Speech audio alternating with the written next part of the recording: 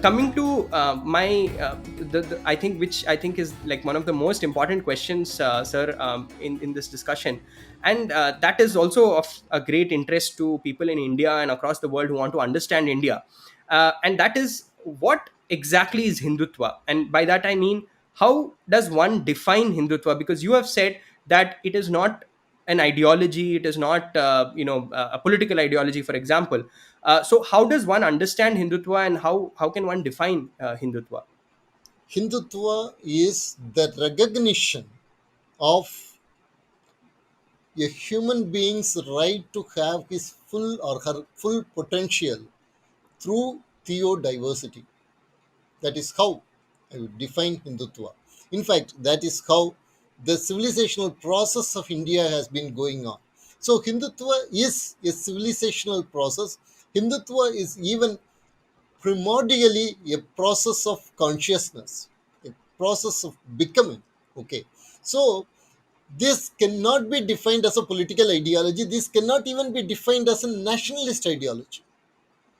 It is ultimately, it is about the individual's realization that he or she has a great potential, and to realize that potential he or she can use infinite variety of paths, and it is hence naturally as a corollary resistance to expansionist monocultures.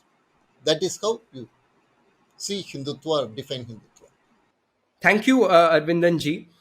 In your book, sir, you have extensively discussed the origin and the evolution of the ideas surrounding Hindutva. For the benefit of our viewers, could you please throw some light on the genesis of the concept of Hindutva? And I ask this especially because a lot of times what we read is that Hindutva is a 19th century phenomenon. So I wanted to know if you share that view, and is that the way to understand Hindutva?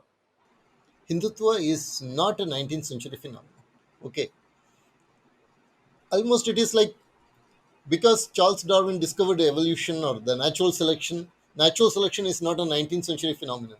Natural selection has been going on from, you know, almost from the beginning of life.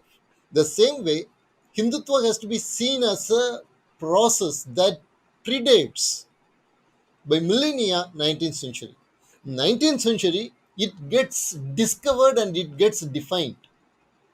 But the process has been there for, as I said, millennia.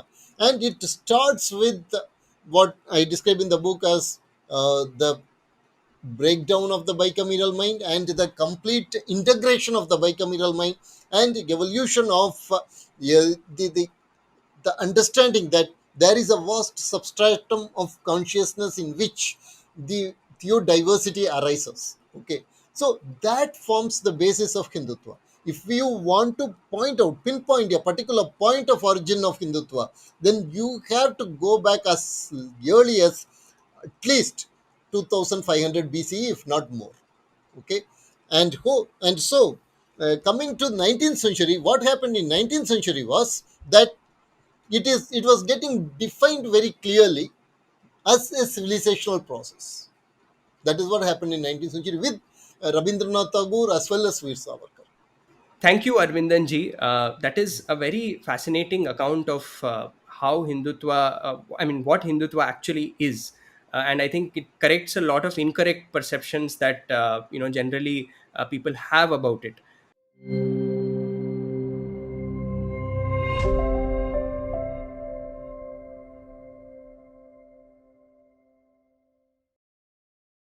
Please remember to subscribe to us and switch on the notifications for this channel.